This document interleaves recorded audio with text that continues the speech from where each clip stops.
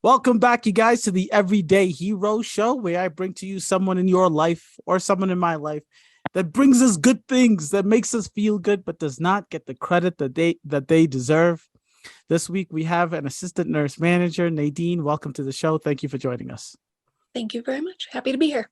Can we just start from the get? I really want to know. This is an Everyday Hero Show. It's on my channel, the Q the Nurse channel. So it's very nurse oriented. And that's where I like to start. So, three main questions, three very big questions. Attack it however you want. Who are you? Where are you from? And why nursing, Nadine? Good questions. Yep. Well, my name's Nadine, and I live in Colorado, born and raised right here, and I live and work just within a matter of blocks of where I grew up. So I've been here for a long time.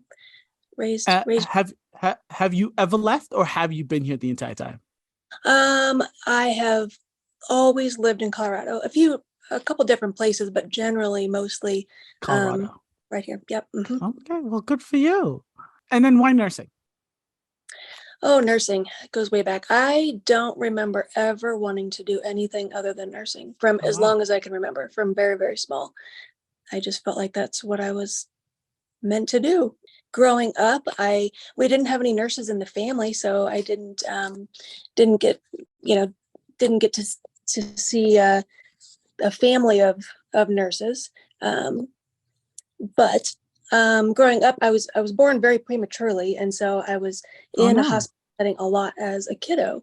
And then also growing up, I had friends who also were in and out of hospital. I don't Oh, know nice. how I just had really great friends that were in that situation. So those were my examples of some pretty incredible nurses that I got to interact with from a very young age, and I think that probably impacted why I wanted to get into nursing. I love being able to take care of people when they're having their worst day and try to make it a little bit better. And I didn't know I would want to get into leadership. I didn't know that was an interest of mine. But I was really blessed to have some incredible leaders over the years that have guided me, and I've learned a lot from them. And I realized how important it is to support our nurses. Yep. And that's a great way to support patients as well. Exactly.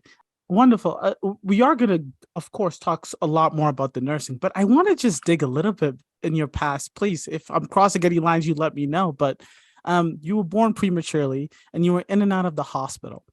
Do you have a very specific memory of a nurse doing something for you, or a nurse going out of her way, or even just coming into the hospital being afraid and then the nurse helping you calm your nerves? Is there, because like nursing is one of those jobs, like you ask little kids, firefighter, police officer, astronaut, like nursing is in that lexicon of jobs you throw at kids. So I can understand, maybe it just kind of felt your way, you just felt it was your need. But for someone who's in the hospital, especially with someone who's in the hospital a lot, like I honestly, in my history and the people I know, people who were in the hospital a lot wanted to run the entire different way. Okay, I never want to go back into the hospital ever again. But you were kind of pulled to it. Was there a specific reason, or did it just come? I feel like it just came. I do have very specific memories with nurses who took care of me and who took care of friends and family and loved ones. And I just realized what an impact that they had. There's a couple memories that were not so great with nurses. I had a few examples of nurses that I knew that I didn't want to be like, but Of generally course. speaking, the vast majority were all really positive. Yeah, just positive experiences. Even as as a kiddo, when you're afraid and it's a scary, scary time. You realize how scary it is for even adults. And I Yep. remember scared many times, and having a nurse there to make it better. So let's talk about this nursing process. We're going to get to you being an assistant nurse manager, but tell me, where did you start out as a nurse? And like, has it always been tele? Where'd you go? Did you want to do any different types of nursing? Tell me like the beginnings of your nursing career. Yeah, so right out of nursing school, and this is 25, almost 26 years ago, it was a long time ago. Of Right out course. of nursing school, my first job was on it was called a transitional care unit, it was on a unit where we took care of a lot of quadriplegics and paraplegics. patients that were there for a long time, and they would often have like skin flap surgeries and have to be on flat bed rest. That was a lot of the patients that we worked with on that unit. And it was not a telemetry floor at all. In fact, the one thing that I could not grasp in nursing school was cardiac and telemetry. Could not wrap my brain around it ever. So I was intimidated by it. So the unit at Yeah, my first that I was at for over 5 years was a medical unit, and had some great mentors. That was back in the day when a lot of nurses, when they spent their entire career at the same hospital on the same unit. And I know it's very different now, but very. I was trained by a lot of old school nurses, and it was an interesting time back then. On this unit, I worked night shift right out the gates, and we often the standard ratio was 1 to 10 or 1 to 11, and Stop it, Nadine. Stop yeah, it. Don't lie to me. What are you talking about? yeah, but I didn't know any. We didn't know any different. That was okay, and we took care of some really challenging patients, and we did it well. And I look back, and I don't know how we did it now. I look back, and I have no idea how we did it, but it was such a different time then. Just to stop on that for a hot second, because I hear a lot of experienced nurses who've been doing it for a really long time say the numbers used to be higher back in the day, but a lot of folks have also said that the acuity has risen like these days. So like you just get sicker patients on the med surge floor, on the tele floor. Do you think that that's right? Or were you guys just doing the impossible and taking care of 10 very sick people? I think we did take care of 10 very sick people, and that was Oh, the norm. But acuity is higher now.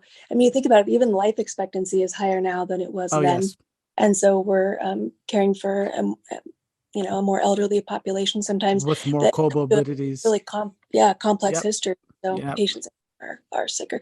And it's a different, documentation is different, standards are different, the rules we have to follow are different. So it's definitely a different time. But I was there for 5, almost 6 years, and I was driving by the hospital I work at now every night to go to work, and um, eventually I knew when I got out of nursing school, I knew that I wanted to work at the hospital that I work at now.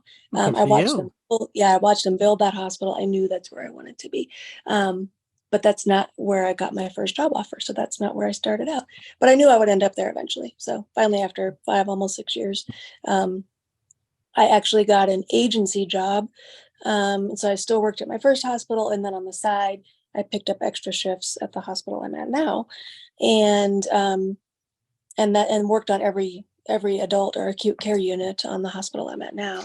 Did you And that when you were getting your first nursing job, even when you were a little baby nurse, were they specialties that you wanted to do that you haven't done yet? Was like in your head when you were becoming a nurse in nursing school, or were you thinking, I am going to be an OR nurse, I am going to be a L&D nurse, or was it like I'm open to whatever you guys send my way? I was pretty open. I thought I might want to be a surgical nurse. That's where I did my capstone, and Ooh, I, that's that's where I thought I might end up.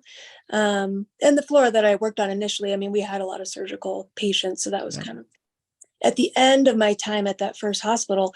They opened up a small trauma telemetry unit. I think it was like 13 beds, and that's where I first learned telemetry. I had to take the class twice because I just didn't get it. Now look at you, Nadine. Now look at you. Oh, now I can't imagine being anywhere else. Yeah, now I'm on a telemetry unit Yep. where I've been. Um, Basically, the unit has changed somewhat, and it's been a few different units, but generally a telemetry unit for 20 years now. So when you were on that surgical floor, were you like, okay, I think I've had enough. This is not for me, or was it like, I know I want to go work at the hospital that you are right now, so whatever job they have open, I'm going to take that. Did you like purposely switch? I purposely switched because I really enjoyed my first job. I learned so much, and I didn't necessarily want to leave that job. But through doing agency shifts at the hospital I'm currently at and working on every single floor, I really had the benefit of, similar to a travel nurse, I had the benefit of checking out every unit and Yep. meeting staff every unit, managers on every unit, and taking care of all different kinds of patients. And then I realized that, yeah, telemetry was that was exactly where I wanted to be. I loved the unit, the people, the patients, the type of patients. And so I was lucky to have choices, and ended up on the unit where I wanted to be. Beautiful. And this gives us a great foundation. So like now I feel like I understand who Nadine is just a little bit. It's nice to meet you. So this is some really good history, right? So now you get into the hospital. You've been there for 20 years. Explain to me, I want to know, because let's do it like this, because it's like, no disrespect, Nadine, but I really don't know what nurse managers or assistant nurse managers do. Why don't you describe to us, what is your job? What are you doing all day? Yeah, so I didn't know either until I got into it. Like I said, I took some great managers Yeah. who led very well and effectively, and so those were my examples. So I kind of got to the point where I knew I wanted to support our nurses by leading in whatever way I could. So I started out being a relief charge nurse and a clinical coordinator, which is like a charge nurse that has um, other leadership qualities, and they lead the team, above and beyond. And then the assistant nurse manager role was created while I was, it didn't exist. I don't know, maybe 15 years ago, it didn't exist. And then that role was created, and it was a new role without really an exact idea of what the role was going to look like. So Yeah. I feel like it's kind of evolved and adapted over the last, maybe, I'm trying to remember how many years I've been kind of in and out of the role. It's definitely adapted and changed from being a charge nurse that supports while on shift to being more of an administrative role. And during COVID, my role, even though I had the same title, my role changed, and I went back to being more on the floor because that's where we needed the support. So the role itself has flexed and stretched and evolved, and it's changed. And it Even was created on your time. It's crazy. It's it was, crazy. Yeah. yeah. I too, like, trying to prep for this interview, I really wanted to understand it, right? So let me just read to you what Google has under what a assistant nurse manager is. An Ooh, I assistant want. nurse manager works with an assigned nurse manager and provides oversight for patient care and nursing services on their assigned unit and shift. This includes promotion of quality, evidence-based care and patient satisfaction in a fiscally responsive manner. And I really don't know what that means. Can you please just walk me through an average day? I know that it's been in the flux, right? In the entire time you've been doing it, but I feel like through that time, maybe it's kind of whittled down, maybe, or at least you feel like there are some things that you do every single day. And I want to know those things. What is an assistant nurse manager doing every single day? What can a nurse expect to do if they wanted to become an assistant nurse manager? Yeah, so definitely working very, very closely with the manager. I'm currently the assistant nurse manager on 2 telemetry units, and I work incredibly closely with both Wait, managers. are you really? I had no Mhm. idea about two. Yeah, so that Oh was my that was God. that was a recent change. So I've been I'll stop on bothering you so much. I'm so sorry. on my current unit. I've been this is just a new development in the last Okay. but it again has opened up great opportunities to work with multiple managers, different units, and to really kind of learn what kind of a leader I want to be. And so, average day, typical day, I have learned quickly to not necessarily show up with a structured plan, because rarely do things go as we expect them to go. An average day, I think checking in on our associates and our people is the foundation, and we have to, be a support to them. That's first and foremost, is communicating with our associates and checking in. But average day, I do anything from rounding on patients. We do nurse leader rounding every day, which is a highlight of my day. I love talking to patients and getting their input on what their stay is like. Um, I do things like payroll and making sure associates' time cards are accurate and correct, and because we want to make sure people get paid, uh, we have to make sure that happens. Yes. Um, and then also work closely with the schedule. I think our schedule is almost always open on my computer. It's a definitely a constant focus, making sure that the schedule is correct and accurate. If there's changes, if we need to add new associates onto the schedule, that also crosses over to the next thing is onboarding, helping to onboard new associates. Our clinical coordinators and educators and managers all team together to help onboard new associates. I work closely with the managers to interview and get involved in hiring new associates. It's not uncommon at all to jump in, and if a patient or family member has any kind of issue or situation that needs to be escalated kind of up the chain of command, it's not uncommon at all to jump in and deal with any issues with dissatisfaction or anything like that. With nurse leader rounding, I hear a lot of the great things that we do, but I also hear some things that we could do better. Gotcha. So working closely to improve our processes and make sure that we're doing the best job that we can do. One thing I spend a lot of time on is focusing on occurrence reports. And so I look at those every single day and so occurrence reports are like incidents, like the Midas, like safety reports. Yep. Yeah. Okay. So Gotcha. this is like anytime something has happened that maybe it didn't happen the way it should have happened. Something went wrong. Even if it's a near miss or an error that could have happened, we love to see those. Those are our favorites, to see an error that could have happened. And you've got a nurse or an associate that caught it and prevented an error. Those are the best. So I love looking into occurrence reports. I'm kind of fascinated by them. And I'm fascinated by how we can improve process and involve being a high reliability organization to prevent errors and to keep patients and staff safe. So that's kind of become an interest I didn't think I would have necessarily, but I love digging into charts and getting all the details and information about those situations. So yeah. You must be good at your job. I've never once in my nursing career have someone told me that they enjoy looking through those incident reports. Good for you, Nadine. Good for you. There's a couple of things on this list that you just went down that I am very interested on, right? So your nurse patient rounding, when you come in the morning and you say hello to the crew and you go do your nurse patient rounding, right? Are you asking specifically just like, good morning, how was your night, like a regular nurse would? What's the conversation you're having? Or are you looking for those grievances? Or are you just waiting for them to tell you whatever they want to tell you? As far as rounding on patients or with associates? No, patients. Yeah, with patients, we have some things that we specifically address. I usually start by introducing myself, making sure they know who I am. Yep.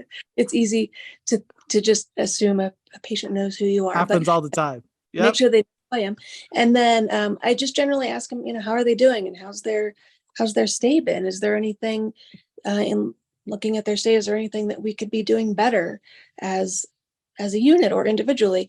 And I ask them for specifics, like, are there any associates who've gone above and beyond that have done an incredible job for you? So I'm kind of seeking both the positive feedback and if they've had any issues at all that that need to be addressed, any concerns. We also ask them if there are certain initiatives that we're working on as a unit or as a hospital, like bedside shift report. I'll explain that that's something that we're working on and that's a focus, and I'll ask them how that's been going so I can get some feedback on that. So it's kind of a great opportunity to get all kinds of feedback from patients and a lot of times family members on what's doing well and what we can improve on, and a great way to get specific feedback on associates. I love giving positive feedback back to our associates, like, this patient thought you were fantastic, and being able to give specifics is great. Two things. Number one, you are good at that. I hear that often, right? You've been good at this. Thank you for doing this. This patient thanks you for this, right? This family left this note for you. I do see a lot of that on the unit. But what I want to talk about is those grievances, and then put that and talk about those grievances. And I don't want to describe it as discipline or like remediation. I don't know what the right terminology is, right? But if they are frequent grievances, or if they're specific grievances, and if there are errors or mistakes, what's your outlook when it comes to approaching a nurse that needs some remediation, that needs a talking to, that needs to mend a relationship or a situation with a patient? Because those are the very difficult things. Like as a nurse, it's really, really scary to think that you did something wrong, because you're taking care of human beings their life, right? And in their worst situation. It's really scary to think that you have done something wrong. And it's the worst if a patient thinks that you've done something intentional, right? How do you go about like just easing a situation where it's like, I need to talk to you about this, that something happened that we should have prevented, that should not have happened, or a really big grievance where it's like, we need to start talking about discipline. Yeah, so that's definitely one of the most challenging parts of my job is talking to nurses and associates when things may not have gone the way we want them to. Yep. And I usually approach it a lot of times. I'll work closely with the manager, and sometimes we'll meet together if there's, really, we'll meet together with an associate if we need to, and sometimes we tag team and meet separately. But I always approach a situation like that, assuming good intent, assuming the best intent. They're very, in fact, I've never met a nurse who has made an error and had any bad intent at all, ever. It's usually devastating for nurses to find out Yeah. that they've been wrong or that a Yep. patient has had an issue with them. It's really tough to have to tell them that. So yeah, I approach it with with respect and try to be compassionate, because I know it's hard news to hear, and I just kind of explain the situation, explain maybe what happened or what went wrong, and then try to get their take on things. Tell me what happened. Just leave it open and just tell me what happened, or tell me what you encountered, or tell me what your experience was, so I can get their side of things, and their explanation. And when it comes to errors, it is kind of fascinating that Swiss cheese model of how errors happen and how many pieces kind of have to fall through for an error to happen. And you realize how much is really in the hands of the nurse, how many things nurses do catch that are things that were really under the control of somebody that wasn't a nurse. They catch potential med errors all the time when it could have been a system issue, or it could have been the provider entered it incorrectly, or it could have been a pharmacy issue. And oftentimes it's nursing that catches that. They're the front line, they're right there with the patient, and they tend to catch things like that. Circling back to having these difficult conversations with associates, I approach it respectfully with compassion. I want to stay calm and just get their take on things. And I really try to start by also explaining that this is not a punitive thing. We do shared learning where we just sit down and get the story, just what happened. And we really, instead of focusing on a punitive culture, we really focus on a just culture. We have a just culture algorithm where we step by step evaluate errors or things that didn't go right. And we try to figure out, would the same nurse have done the same thing? Or would a different nurse have done the same thing given the Gotcha. situation, given the facts? And if there tends to be a pattern of errors or a pattern of concerns with a nurse or another associate, that's when we talk about other ways to support them and to get them where they need to be, so that they're not repeating the same error. That's what we want to see. We might see errors, but we want to make sure that they're not repeating the same error, that they're receptive to the feedback, and they're focused on improving what they're doing. So it's very rare that we have conversations where we have to really truly take corrective action with an associate. That tends to not happen. Normally we have a conversation with a nurse or another associate. We explain what happened. We get all the details. We explain what the expectations are moving forward. And then we kind of watch, and normally that resolves things, and it's not typically an ongoing issue. Yeah. I also have to say, like Nadine, like being a travel nurse, yeah, I do get to see a whole lot of different units, but I also get to see a whole lot of different hospitals, right? And I know you just said that usually there's not a lot of corrective issues that you have to deal with, but I also think that that's a big part of the culture of, I would hope, the hospital, but definitely the unit, right? The reason I'm having you on, the reason I wanted you to come on is because they're like, when you're a travel nurse, you go to a hospital, the expectation is that it's really, excuse the French, but it's a shitty situation, right? Like, if things are not going well, they need all the help that they can get, right? So you Right. go to a hospital, and then you that's the expectation. But I came on, and yes, of course, there's days where, there's not enough staff, or we have to do extra. We don't have a nursing assistant. We don't have a UC, whatever those situations are. It happens everywhere, 24/7, all day, every day. But the culture of the unit, that's a very different, I don't know. So I don't know how you build a culture on a unit. I really do think that it has to be just like each individual nurse adding to the positivity like of the specific unit. But I would love for you to, I don't know if you've done this purposefully on 5 North, or do you think you've just been lucky with the staff that you have, or does it come from like upper management?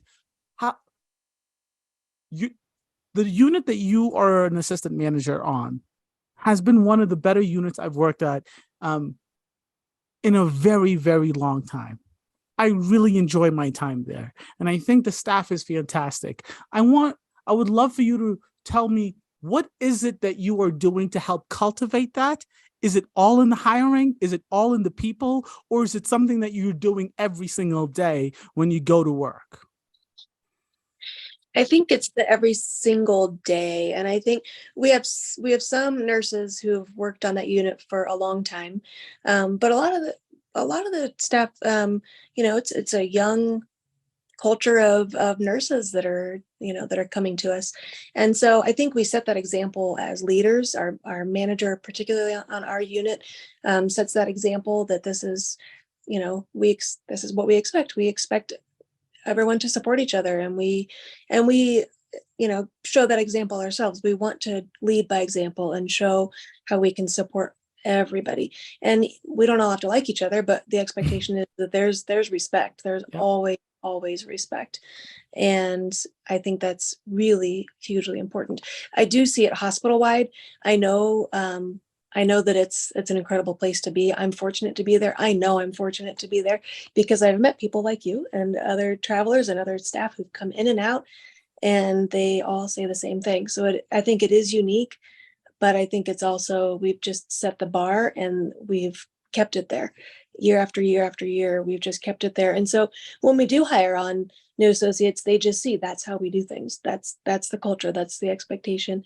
And so they rise to it. And I'm fortunate to be there. That's why I've been there as long as I have. I want to, Nadine, I really want to push you a little bit more on this, right? Because I'm hearing both things from you. You're saying that it is the culture. It is the culture. You just set the bar that high. And then when you hire new people, you just expect them to hit that, to rise to the occasion, or to just do it the way everyone else is doing it, right?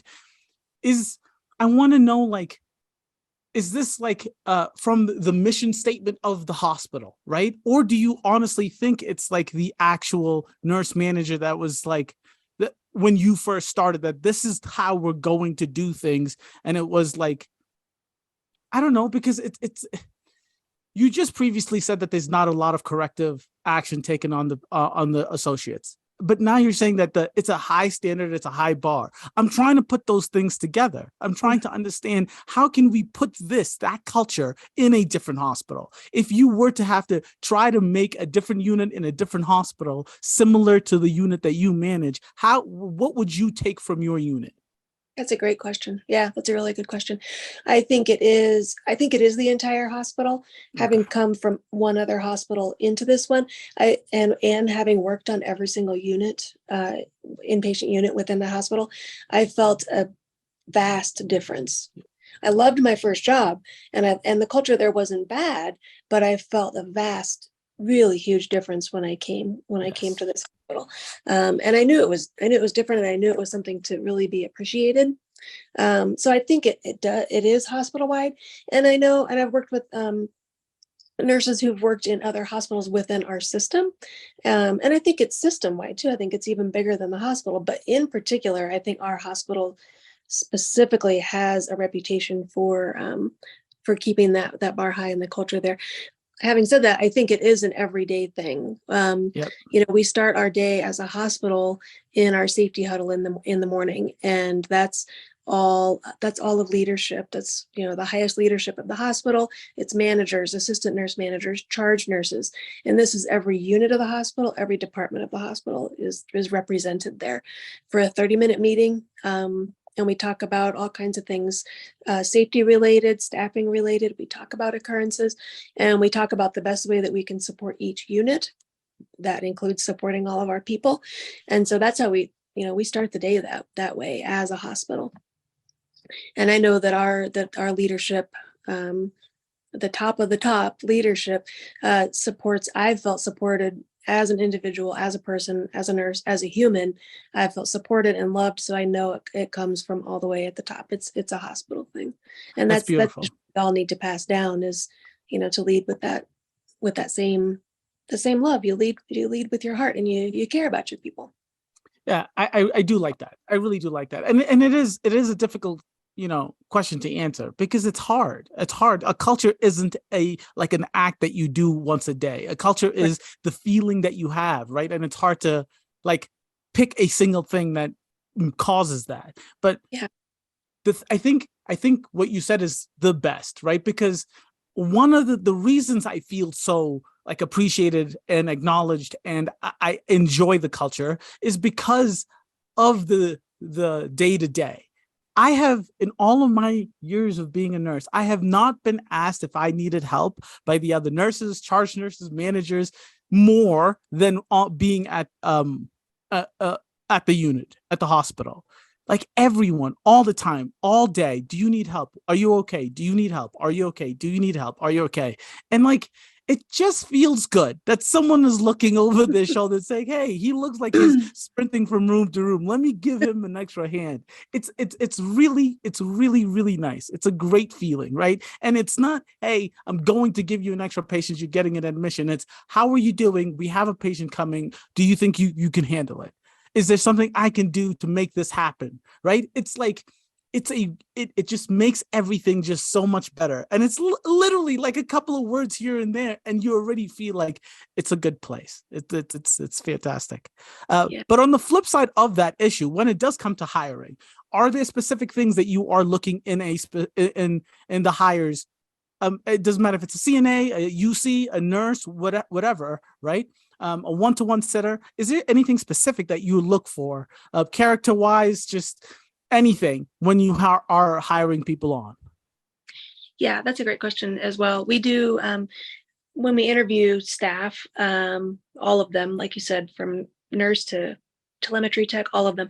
We ask some specific clinical questions to kind of see where they're at clinically, what their knowledge base is, but we really focus a lot on how they would fit into our culture. Like how would they handle, we give them specific questions about specific situations, like how would you handle this really challenging situation? Give us an example of a time when you had to deal with a conflict with a coworker. How did you deal with it? Give us a time when you dealt with an unhappy patient or family Yeah. member, and how did you deal with it? Tell us about your best day. We dig into the clinical piece, but there's a huge focus on how would they fit into this culture, and that's a big part of the discussion after we interview people is how would they fit, and because we want to, obviously you can teach clinical skills, Yeah. you can teach things like that, but you can't necessarily teach the culture. You really want to bring Yeah. somebody in that's going to fit right into it. And I was literally about to say that. I was like, honest to God, you can be a nurse for however long you can be, right? But if there's a new device that comes on the floor, everyone needs to learn that new skill. So Yeah. if there's someone that doesn't know a specific skill, that's a really easy fix. A couple of days of training, just watch them with another nurse. It's an easier thing to fix than someone who just doesn't fit in, right? But also finding out if someone fits in, that's not an easy thing to do, right? It's It's not, also it's not the easiest thing to find out if someone will fit in. Everyone's on their best behavior during an interview. of course, there, and Um, some gotten it wrong. There have been times when we have surprised ourselves. uh, And yeah, realized after the fact that maybe somebody wasn't such a great fit. But then we work very closely with them and we explain, like, we want you to be successful here. Like, we want you to be a great part of our team. And this is what we expect moving yep. forward. And so we do still have conversations and sit down with that person, even if they end up maybe not being the best fit. And we do our absolute best to help them have the best experience and reach our expectations and get where we need them to be. So I say all these kind things, right? But a big so like my very first nurse manager that I thought was absolutely amazing. Her name is Janice. She worked at the hospital, the very first hospital I worked at. And a big part, because I know you just gave me the lineup of what you do at work as a nurse manager each day, right? And a lot of that stuff, yeah, when it comes to like patient rounding, I guess that, I mean, that definitely puts you on the floor. But a lot of these things are stuff that you don't need to be on the floor for, right? When you're taking care of the incident reports, when you're taking care of onboarding, when you're taking care of the schedule, all of these things are things that you don't have to be on the floor for. Right. But even prior to knowing the description of what a nurse manager does, I judged the goodness, if that's a thing, of a nurse manager, an assistant nurse manager by how often I saw them, right? And if I only saw my assistant nurse manager, if I only saw my manager when there was something wrong, when there was an error, when someone was in trouble, then I always like, there's legit like a shiver down your spine whenever any, like at many hospitals, right? It was a thing. The nurse manager is coming. Everyone is running to do something different because they're afraid of them, right? But like, not only are we not afraid to see Nadine when you come on the floor, it's happy. We know that there's someone going to be on the floor that can help out, which is a huge. But the cherry on top, Nadine, the day I knew that I wanted you to come on the show, it was like my second week there as a traveler. My second week, and you came into work because someone called out overnight during a night shift. And in all my days, Nadine, never once have I ever seen a nurse manager come in to fill in the shoes. But on top of that, an overnight situation, forget about it. Forget about it. I know that you used to work night shift. I did. But how often are you doing that? And is that the expectation, or is that you going above and beyond of your job description? I remember that night. I do remember that night. And I remember the charge nurse that was on that night. And I thought, this is not something that would normally be asked of me. So I knew, based on the situation, I knew Yes. that what needed to happen. That just was what needed to happen to get through. And I am comfortable on night shift. I did work night shift for a long time, so I'm definitely comfortable there. And I worked on the floor for a long time, so I'm comfortable being, jumping in and taking care of patients, or, tag teaming and taking an assignment if I need to, or getting a report on a patient, or whatever it needs to be. So I knew, based on I have a great relationship with that charge nurse, and I knew that in the moment, that's just what needed to happen. So that's not something that happens regularly. Every once in a while, I'll get a text or a phone call or something in the middle of the night, and it's always for something that's really important. Yep. They know, our night crew knows that they can, they could call me and text me and email me anytime. And I always tell them, if I'm awake, I'll answer the phone. And so there's been times I've talked them through things over the Yeah. phone. And there have been some occasions where I've come in, when I'm at night or when I'm off shift. And that's just part of it. But so I remember that night, and that's just what needed to happen. So not a Yeah. common occurrence, but I was grateful that charge nurse called me, Yeah. because I would have felt horrible if I would have shown up the next morning and heard after the fact what Yeah. shift. I'd rather know about it. So if I'm able to, I can jump in and help. It was just one of the nicest things I've seen from from management in a hospital. Like, honest to God, I remember like one of the things that really turned me away, that really made me dislike management. I worked at a hospital during COVID, and it was one of my travel assignments. All the other nurse managers were coming in, like really haggling their upper, like whoever does the payments for stuff for like new PPE and all this stuff. And the nurse manager on the floor that I was working at never once showed up. She chose to do all of her rounds when we had to do morning rounds on the intercom because she didn't want to leave her office, Nadine. She didn't want to leave her office. The nurses, the staff on the floor was struggling in every sense of the way, but she didn't want to leave her office and risk she got COVID, right? Oh. And look, and I know this is crazy. I don't know her personal situation. I don't know if she was immunocompromised. They could have been a legitimate reason. But Sure. I am telling you, from the perspective from the nurses on the floor, everything that I was hearing and everything that I was understanding from all the other managers is that this was just I'm just going to say selfish. It was just a selfish situation. Everyone else was putting like helping hands, and she was it was not part of a job description. She did not have to be there. And if she wanted to do the rounds over the intercom when she was 4 doors down the hall, it like that was one of the like the most. I was never more mad at management than like that like stretch of time I had that assignment. And then to see the opposite, the exact opposite of that when I came to your hospital, I was like, this is where do I sign up? Like it was just the greatest thing. It was just the greatest thing. Nadine, seriously, thank you so much for doing this with me. Before we go, there's a couple of fun things I'd like to talk to you about because yeah, you're a human being, right? You're not just a nurse. And we talked a whole lot about nursing, but I do want to know because I appreciate when the people that I like the way that they nurse, I want to understand how they get to it on a day-to-day basis. Do you have a morning routine for the days you go to work? If that's not me asking too much, TMI, do you mind explaining like what is your process for getting up and going to work and coming to work in a good mood? Yeah, coming to work in a good mood. That's Yeah. that's well, I have to start the day with coffee. Yep. Absolutely. That's the first thing I do. You and me So, both. It's not easy. Yeah. yeah. No, and it's been interesting transitioning to being there more during the day, because I did work at night. Really, the majority of my nursing career has Oh been at wow. night. So I've been really grateful to sleep at night and to be on during the daytime, kind of like kind of have more of a normal schedule, Yep. so to speak. I'd never had that really in my entire life. So I'm getting used to this more, during the daytime, kind of a Monday through Friday 9 to 5, although it's different that, it's not always that. Yep. So I'm still learning and adapting to that, getting up and having a routine during the day. I'm still learning how to do that myself. Okay. My kids are older, and so that looks a little bit different. They're able to get themselves up and out, and so everybody at home doesn't seem to need me as much as they did back in the day.